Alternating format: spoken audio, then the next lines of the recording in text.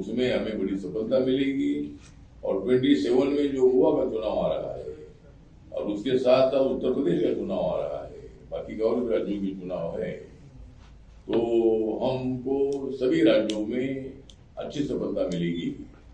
और गोवा में मतलब यहाँ जो हमारी बीजेपी है, ये यहाँ जो 40 सीटें है ना, अपनी 40 सीटें है, 40 सीटों में से कम 30 से ज्यादा सीटें हम जीतेंगे, ऐसा हमको पूरा विश्वास है।